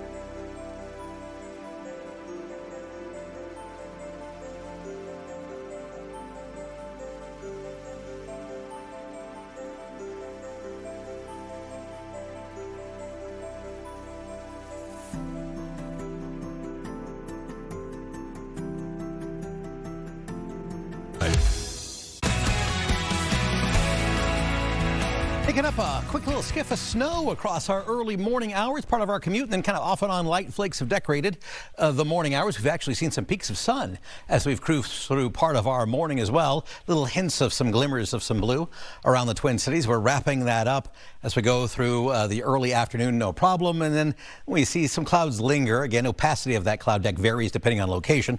You might see glimmers of some blue here and there and some peaks of some sunshine. As we continue to warm on up, temperatures now climbing through the 20s and into the 30s by the end of the afternoon, into the evening hours, I guess, really. A couple more flurries up north. We're trying for a thaw into the dinner hour or shortly thereafter here in the Twin Cities, but another clipper is on deck. And this morning we picked up anything from a quarter to some folks around a half inch. That might be pushing it for some. But tomorrow morning, a more legitimate and more widespread half inch to an inch possible from that clipper on Wednesday morning. That comes on by as temperatures will hover around 20 tomorrow morning. But beyond that clipper, some clearing sky and some northern breezes kick in. And we're going to chill out down to the teens as we go on into tomorrow afternoon, into the evening, and then continue to chill on out beyond that. So for today, that dash of morning snow just about behind all of us now, looking at a 32-degree high by the evening. I'm kind of pushing it by saying it's a day-side high. If it were summer, it would be in the day, but it'll be once the sun goes down. Again, teasing that late day thaw. Winds becoming west, 5 to 10 miles per hour for the rest of the afternoon into the evening hours. 20 late tonight and into tomorrow morning, mostly cloudy sky. Still a few flurries linger overnight tonight across northern Minnesota with a northwestern flow that picks up 5 to 15 miles per hour. That sets the stage for our secondary clipper that dives across the area and brings a swath of snow tomorrow. And we'll keep that temperature around 20 pretty much for most of the morning through mid to late morning, hovering pretty steadily as we keep snow showers around a half inch to an inch possible, mainly between, we'll call it 6 in the morning and through noon, kind of the same time period as this morning snow. Half inch to an inch possible, and then back to some sunshine tomorrow afternoon as the temperatures fall off to the low to mid teens by tomorrow afternoon, then all the way down to or even below zero as we welcome the new year Wednesday night and into Thursday morning. And then for your day on Thursday, your New Year's Day, pretty quiet, partly sunny sky on average with a high, cold, high only around 13 by your Thursday afternoon. We put it together on the forecast, and then again, we've wrapped up those flakes. Clouds linger, a few peaks of some sun or some glimmers of some, again, hazy blue, aiming for that late day high of 32. Tomorrow, a dash of snow in the morning, a little bit more aggressive is the wrong word. Widespread, perhaps. Not as splotchy as this morning. For tomorrow, more organized. 20 for a steady temperature in the morning, then falling through the afternoon. And then patchy sun and quiet but cold. 13 for your high on Thursday. Back to 15 and sun on Friday. 20s return as we head on into the day on Saturday, just barely. Most of us won't quite touch it. We'll try for it here in the metro. And then seasonable to seasonable plus, mid to upper 20s. Take us on into Sunday and into the early days of next week for what should be a pretty seasonable stretch of weather as we head on into the early days of next week as well.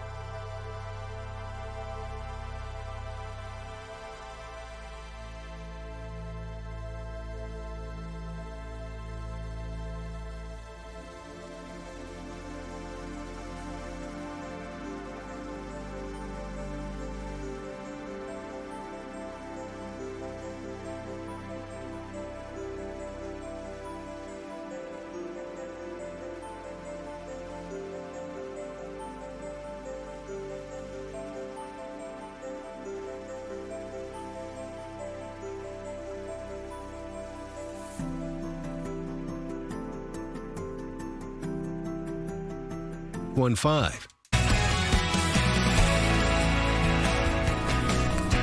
Welcome back to All Day on Fox 9 on this Tuesday, 1:35. Paul Bloom joining me now because you got a story you're putting together for tonight at 9 o'clock?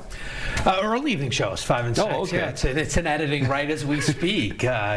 But an interesting investigation that you've been working on in the wake of all this immigration crackdown and the sweeps, Operation Metro Surge, but it's certainly been going on prior to that in terms of detentions and trying to figure out the process here.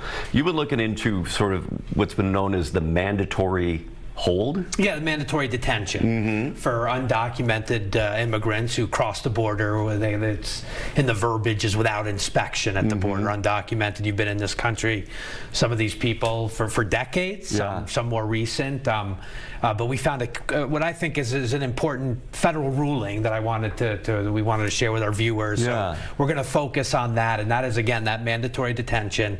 The Trump administration, DHS, ICE has sort of put their weight behind what had been a Bureau of Immigration Appeals ruling that said folks who arrived in this country without inspection here, undocumented, crossed the border, were not entitled to getting a bond hearing once they were detained. Right, saying, I mean, that is sort of the rights of us, is that, you have a certain, like, say if you're arrested, you have that the 36-hour rule that you have to have a bond hearing to set bail conditions of release. They can't just hold you indefinitely. That's part of our legal system here, habeas corpus.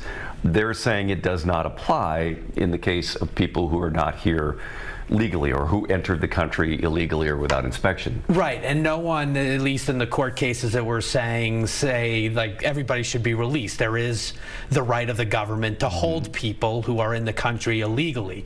The question is, though, do those detainees get the opportunity to go before an impartial immigration judge, hear at least a brief argument? I've sat in on many of these earlier this year to make their pitch to at least fight their immigration case free of detention, like go home to your family, but you'll have to check in with the courts from time to time, and we will make an ultimate ruling whether you can stay or go. Because some of these legal processes in this case, I mean, it's not like a determination immediately, okay, you're going to be deported. Right. Some of these have ongoing legal cases. Take months, years, some of these special visas that people are seeking. And the mandatory detention means that they would not get the opportunity to be free on bond as this process goes forward. Correct. So this federal judge in this case, and we spoke to this detainee, ended up spending 50 days behind bars up in the Sherburne County Jail, just got out days before Christmas, so grateful to be home for the holidays. He's married, 3 American-born children in the country, 20-plus years. No one's arguing he crossed the border undocumented 20 years ago, did not go through at the initial phase a proper screening or anything. He was arrested just before the Metro Surge, right around Halloween, October 30th. And his attorneys took his case, habeas filing, into federal court because he was being detained without a bond hearing. And this federal judge, after hearing his case, no criminal record, he's also got a legal pathway to stay in this country. He's pursuing what's known as a U visa. That's available. You may have heard about the U visa. That's for someone who is the victim of a crime in this country, who then is cooperating with law enforcement so there can be a legal process, and that has happened to him. It takes a while for that process to continue. Even though this person that you interviewed, that'll be in your story tonight, even though they entered the country without inspection, you call it, illegally, been here for many years and is now in the process of trying to gain citizenship. Legalize his status here through the U visa concept, through the fact that he has 3 American-born children, so there are family pathways for that. But then was picked up and detained for 50 days, almost 2 full months. And a federal judge, I am going to use a verbiage, blasted the government and holding him without letting him get a bond hearing. Now, no one's saying this judge should release him outright. Just let an immigration judge hear his case and the decision is made at the immigration court level, whether someone is a flight risk, whether someone is a danger to the community. And if they find that they are not, then a bond is typically issued. The small dollar amounts I've seen is, $2,000 to $3,000, all the way up to, I've seen some people who are borderline, like, a drunk driving arrest, something that violated the law, and then maybe up towards $20,000, where at least the person has the opportunity, while sitting in detention, while trying to legalize their pathway to stay in this country, to get the bond hearing. And this federal judge, Laura Provenzino, did order DHS to give him a bond hearing. Yeah. And so what happens at that bond hearing? The judge hears his case. Yep. No criminal. Determines his flight risk, right, etc. Ties to the community. He's pursuing U visa. He's got 3 American-born children. He even has a work permit for this country. And the immigration judge gave him a $3,500 bond, which he is able to afford. He pays that, and now he's out. And he's not necessarily free for the rest of his life. He now can deal with his immigration proceedings while free from detention. He's not locked up in the Sherburne County Jail with, as we've talked about, like murderers and true criminals. I don't want to say crossing the border illegally isn't a criminal. It's typically a civil violation. But this hits then the heart of, in many of these cases, a debate about the law, where the Trump administration believes, because of the nature they came into the country, the legal protections that allow us, a bond hearing within a certain number of, amount of time doesn't apply, and federal judges and certainly other immigration lawyers are saying no. It does apply. They still have a right to see a judge to see if they can be released on bond. Exactly. And that's the situation. And what made this ruling, and I read a lot of these court filings, these habeas filings that take, because immigration court filings are mostly private, under seal. They're sort of a separate entity. But once the case is sort of filed as a habeas filing on the federal side, then all of a sudden the court filings are more public. And I just want to read the quote from the judge. The government has now been told nearly 300 times and counting, it is well over 300 at this point, so 300 losses in federal courts all across this country, that it's mandatory, that the DHS ICE mandatory detention scheme is unlawful. Yet, as this man's case illustrates, the government has not taken no for an answer. So 300 plus times all across the country, federal judges are saying, give that detained immigrant a bond hearing. No, they're not releasing them. At least let them have their case heard and have a judge decide if they should be held or right. And again, just to, because of our conversation, I read the judge's statement. Let me read you what I heard back from an assistant secretary of public affairs at the Department of Homeland Security. The Board of Immigration Appeals' recent ruling vindicating DHS on holding aliens without bond was the final nail in the coffin for Biden's catch and release policies that dangerously unleash millions of unvetted illegal aliens into American communities, and they use so many loopholes to do so. President Trump and Secretary Noem are now enforcing this law as it was actually written to keep America safe. So this Immigration Appeals Court ruling that says, yes, you can hold these immigrants without bond, the government is standing behind that. They believe that's their read on the appeals court case. The federal judges are seeing it differently and are ordering these people to at the very least, get a bond hearing. To decide whether or not they should be given a bail. And so, that's interesting. So, story tonight, we'll hear from somebody who was detained for 50 days and the attorneys. And again, it's an issue where it's the debate over which side the law supports in this country, and there's arguments made on both sides of that. And then the government is sort of standing behind an appeals ruling as they translate it. Federal court judges outside, no, independent arbiter sees that ruling differently. So we'll sort it all out, but no doubt it will continue with the search ongoing. I mean, we just saw the incident at the Minnetonka Ridgedale Courthouse yesterday. Those are the kind of incidents that are happening. I don't know that gentleman's storyline, but the question is, will he be entitled to a bond hearing once he hits the jail? All right, we'll look for your story in your early newscast tonight. Appreciate it, Paul. Yeah, thank you. We're going to take a quick break. We're going to talk all things Minnesota Wild after they really cashed in Vegas last night. We'll be right back. A lot of goals.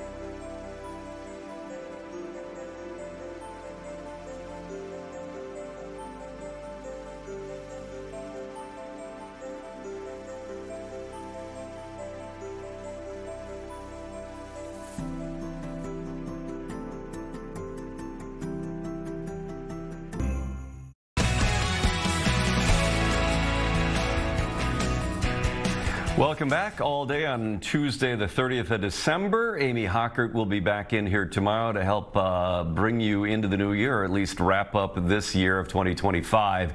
As 2025 goes, at least the last 6 weeks of it or so have been very good for the Minnesota Wild, who went into Las Vegas last night and kind of hit the jackpot. They beat the Knights 5-2. Initially, they were up 5 rip before the Golden Knights managed to put a couple in the net. Some pretty good momentum that they've had going. That stalled a little bit, but now, holy cow, that was fun to watch.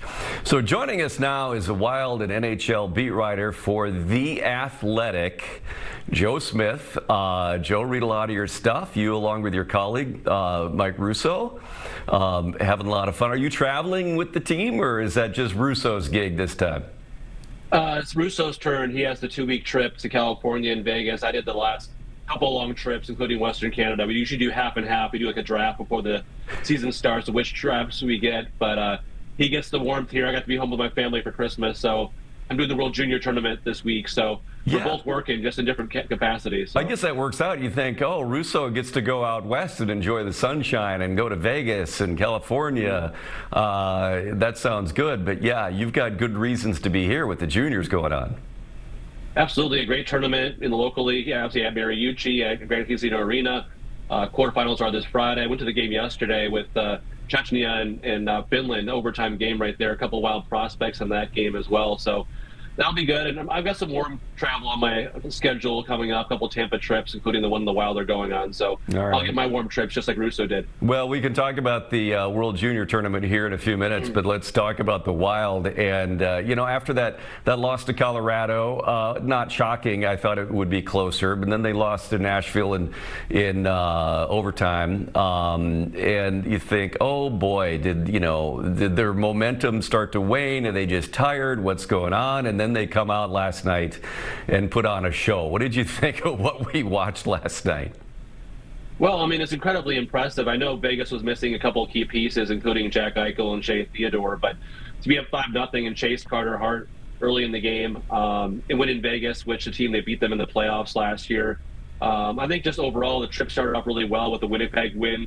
They really played well in Winnipeg, and to come from behind and win that game and to beat Vegas. They're really beating some of the top teams in the Western Conference this year that didn't really do as much last year, which could be an encouraging sign for them. Beating Colorado, beating Dallas, beating Vegas, and obviously Winnipeg won the division last year. So obviously some encouraging developments along the lineup. And like you saw last night, the Boldy, Johansson, Eriksson line was completely dominant. Yeah, it was crazy. What do you think here is working? We've had a lot of discussions here. Certainly the trade to get Hughes in helps, but they were doing well prior to that.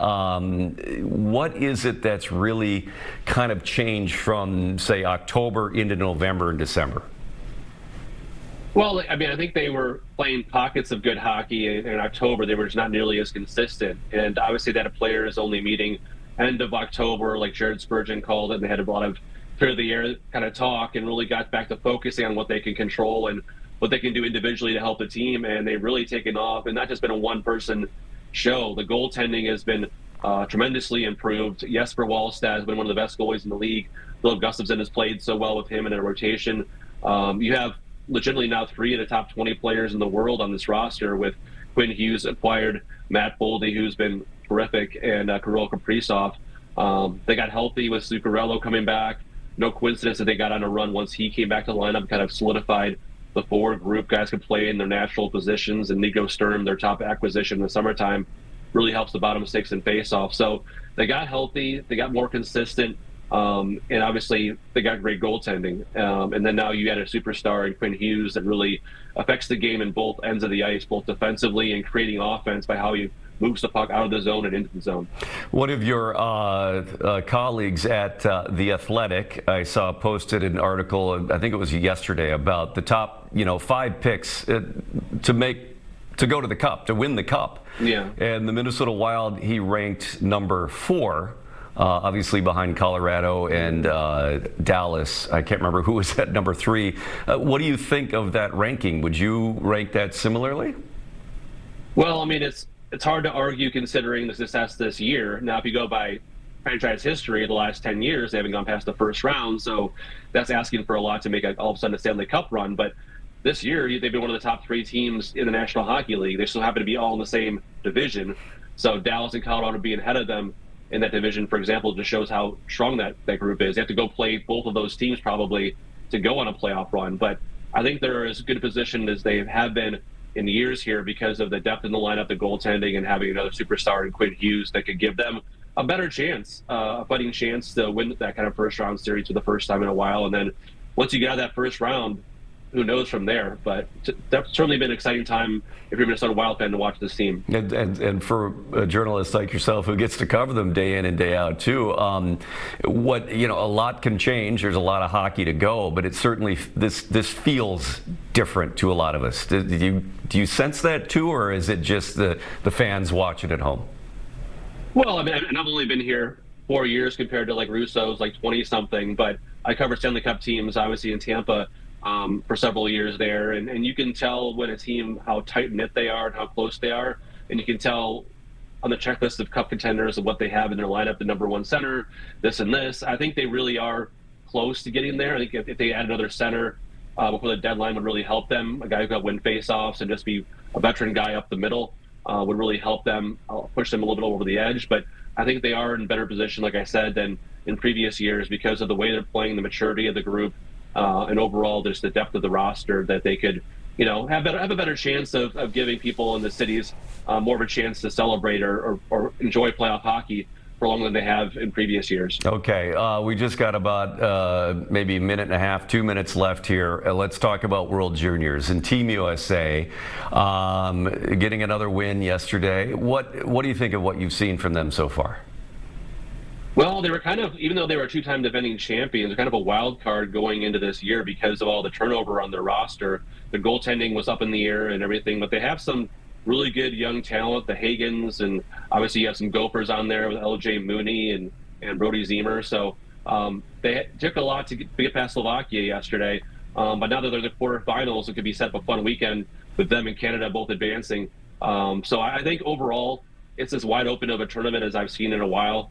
A team like Czech and Finland and obviously USA and Canada, Sweden are all kind of in the mix. So I think overall it's a great tournament, and I know there's been some good crowds and some bad crowds so far in the area, depending on where you're at. But I think the weekend should be a lot of fun to see if USA can go for a 3rd straight one here locally. Yeah, there's been a lot of flack I've seen and heard about on social media from Canadian fans saying this is why this tournament should always be in Canada because it's always going to be full, criticizing the crowd size. I mean, does that matter? I mean, some of the crowds have been good. Yeah, I mean, I think obviously ideally if you want to watch a game to have a larger fan base would be great. I think you've seen that like the Slovakia game yesterday with USA at the Grand Casino was a good well-attended game. The one I was at yesterday, Finland and Czech, was very light attended and Mariucci, so it's kind of gone back and forth. But overall, I think the passion for the tournament, the history around the tournament, I think it's for people who do go, they really enjoy some quality hockey, and I think the crowds should be, as the weekend hits up here, a lot better, I would think, going to the medal rounds. But yeah, it's always tough. It's not Red Deer in Alberta, right? Some of the smaller rinks can pack them up a little bit more, but overall, I think people who are in the state of hockey are really enjoying the tournament, the ones who are actually going. Yeah, it's been some fun. It's been excellent hockey to watch. Yeah. Joe Smith, senior writer with The Athletic, covering the NHL, covering the Minnesota Wild. Is his colleague Mike Russo's out on the road trip with the team, and you get the next one. So appreciate it. Thanks for all you do, and I enjoy reading your work. Thank you so much. Happy holidays to you. All right, you too. All right, there we go. It is a couple minutes left here as we wind down this show. Again, Amy Hockert will be back here, plan to be here tomorrow. So I don't know what I'm doing tomorrow. I am working tomorrow. And Kara is in the control room for us for the end of the show. You working tomorrow, Kara? Yeah, I'll be here tomorrow. You Yes. seem so excited. No, yeah, it'll be great. Yeah, okay. Any New Year's plans or resolutions for you? Don't have any resolutions this year. Maybe I'll think about that tomorrow. Yeah, again, I don't think you need New Year's to make a resolution. Just if you want to do something, just resolve to do it. Right. I think that's why they fail, is because people feel obligated and then they're half-hearted. Whatever. Yeah. I can get on my soapbox. So you don't have any then? No. I don't play that game. Huh? Big plans? I think I mean, not big plans. It's usually not hard among my friends to find somebody who's hosting something somewhere. So we'll figure that out. Right. All right, well, we have a Zen here. We're going to take in a minute or a second. Of the Hanover Bridge in Hanover, Minnesota. Oh, if you want to take that. Okay. Oh, there you go. Kara, thanks for steering the ship here the last 45 minutes or an hour or so. Appreciate it. Thank you. All right. Thanks, everybody, for joining us. And we got a little, we get out at 58 here, don't we? I was a little bit early. I was ahead of myself. We're going to take the Zen, and then we'll get out of there. All right. Here's your Zen to finish off all day on this Tuesday. Thanks for joining us, and hope the rest of the year treats you well.